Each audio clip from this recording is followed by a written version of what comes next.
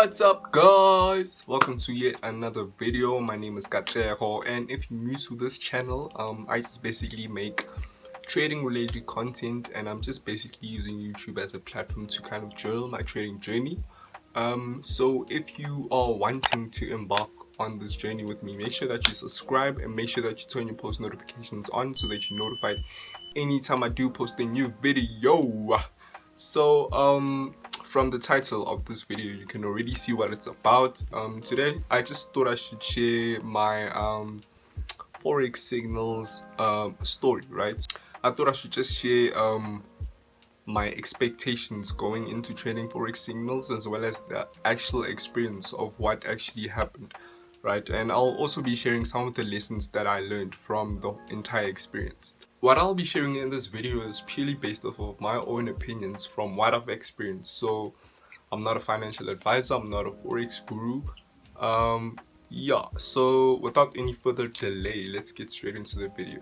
So my Forex signal services trading, whatever thing you want to call it, began this year actually I remember very well, it was on the 27th of September, right? So initially before that, so let me give you a reason why I opted to trade signal services, right? So even though, like, prior to getting involved in what signal services, I seeked out advice from a few people whether to do it or not, and they didn't recommend it, but I did it anyway. So what happened is I had money saved up, right? So this money that I was saving up was because I wanted to enroll into a course, right? So I was putting money away with the intention of using that money to purchase a course that I wanted to do, a trading course.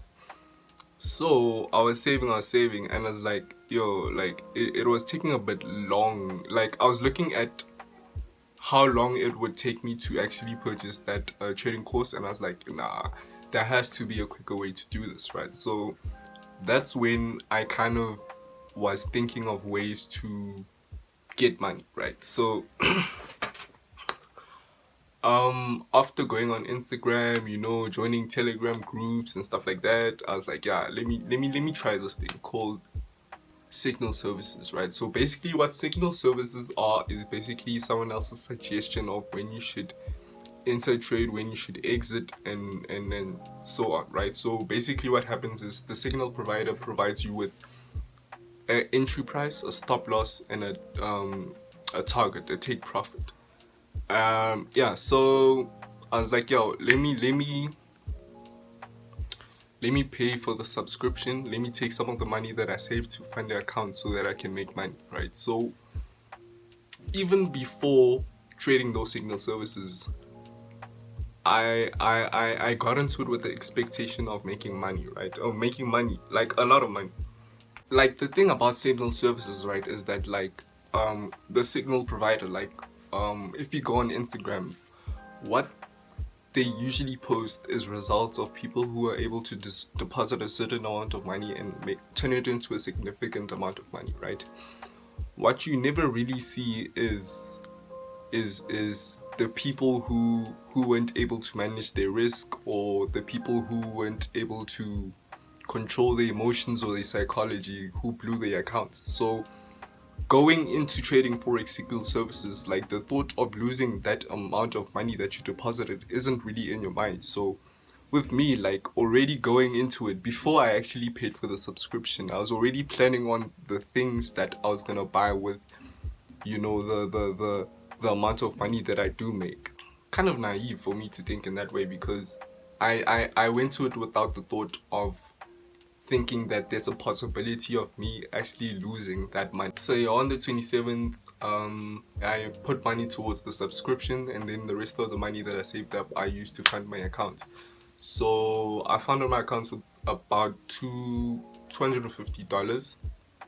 Yeah, $250. On the 27th of September, it was, I'm not sure, I think it was a Friday, right? So on that Friday, I took my own trade and I made a few profits, right? So yeah, the first week of trading those signal services was by far one of the toughest weeks, like, Thing is, like, when you get these signals, when you get the entries and stuff like that, you don't really get a warning a day before or hour before. Like, they just come like unexpected. So you always kind of have to be ready for whenever the signal provider provides those signals, right? So some of them are market executions, some of them are actual orders. So sometimes you'd find yourself missing a trade because you were busy doing something else. Maybe you were washing dishes, or maybe you were out. And yeah, so you're not kind of, in a way, you're not getting full value for your money, right? So that's another thing. And what I also struggled with is, like, some of the things that the signal provider was trading. I didn't know some of the names because they have different names, like your Dow Jones, your DAX, your US 30. Like, I had to go Google, like, if those signals were provided, sometimes I'd have to go Google, like, what is this, so that I'd be able to take that entry. And sometimes I'd fall behind the actual entry point because I took time to have to now go Google so that I know which index to set this entry on. And in some cases, like, when you're using, like, you have different brokers, right? With different brokers, like, on some indices you aren't able to adjust the lot size to like a 0.01 or 0.05 or something like that. It's like they give you one lot, and it's either you trade one lot and above, so you can't decrease the lot size at which you're able to trade that index with. So some of those things I wasn't able to trade. So, like, I wouldn't be able, I wasn't comfortable enough taking a one lot entry on an index, knowing very well that the pip value on those things is very high. So if the trade were to go against me, like, it would, like, take a huge amount of my account. And remember, this is money I wasn't, like, willing to lose. This is not like money I would say, I got easy. I had to save this money, and I had plans for that money. Also, another thing is, now I wasn't familiar with the way the signal provider was trading, right? So we basically you're trading on small time frames, right? So when you trade on smaller time frames, usually the movement of price is like erratic. So that was a bit too much for me because I wasn't able to handle the movement of price, because sometimes I'd be watching, opening the charts on the MetaTrader 4, and price would just be moving towards, almost hitting your stop loss, and then it would move down and it would go into profits and move back into losses, and, like, that was too emotional for me, right? So I guess I discovered that, that form of trading is not for me, right? I'm a better swing trader than I am, trading on smaller time frames. The thing is about signal services now, um after the first week of trading, right, I was already, like, eating my profits away, not because the signals weren't, like, prop, right?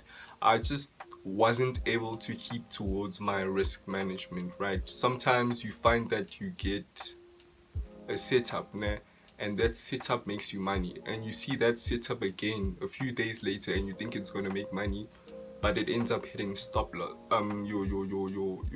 It takes you out for stop loss, and at that time you have many positions open, and or like you kind of over leveraged with the hope of making good return, because you saw that the last time I took this setup it made this amount, so if I take the setup again it will make me this amount.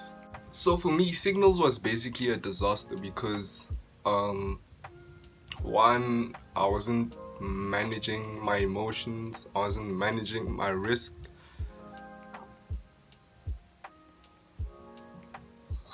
So I'd take trades, I'd win, I'd lose, I'd win, I'd lose. So there came a point where I was just losing, eating away my capital, right? Because sometimes I'd be taking trades on my own, right? At that time, yeah, it was just a disaster because I ended up losing $60, right? So from $250 to $190. It took me 2 weeks to realize that, maybe signal services aren't for me, and that's when I opted to stop the subscription, and that's when I opted out, and that's when I withdrew what was left, which was the $190. And yeah, man, it was a lesson learned. Would I do it again? No. After going through that, I've realized that, it's always better starting from the bottom and working your way up in terms of like learning to trade for yourself, right? So by learning to trade for yourself, you're basically taking signals from yourself. So you're not reliant, or you're not dependent on someone else to provide you with those signals to be able to make money in the market. And yeah, man, to anyone who's like looking to like seriously pursue trading, like I wouldn't recommend signal services, right?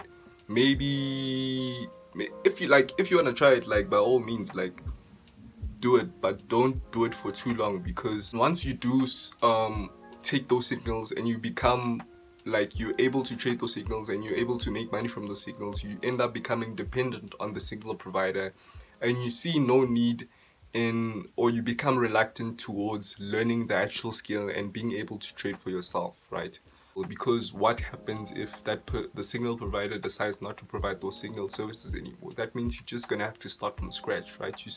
You're gonna have to learn the skill, you're gonna have to find the right strategy, you're gonna have to put in all the work, you're gonna start from the ground up. So if you're looking to take Forex trading serious, I wouldn't say go long term with signal services. Maybe if you looking to use it for a short-term period, maybe because you need to, let's say, get enough funds so that you're able to fund your course or whatever, then I mean, by all means, do it if you want to, right? Some people are able to trade signals and are able to use it as like a way of making money on the side. But yeah, I guess as people, we different, and we're able to handle different situations differently, and everyone's experience is going to be different to the next person. But for me, like, signal services are not for me. Like, I rather learn the skill and just be able to trade for myself. That way you have the skill, right? And once you have the skill, like, no one can take that away from you. And yeah, guys, that's it. That's my signal services experience. And we are now at the end of the video. If you like the video, make sure that you comment something down below. Make sure that you like the video, subscribe, make sure that you turn your post notifications on. And yeah, I hope that I was able to give you some kind of insight, or like if you're someone considering like trading signal services or not, like yeah, do you, bro, like but personally I wouldn't recommend trading signal services.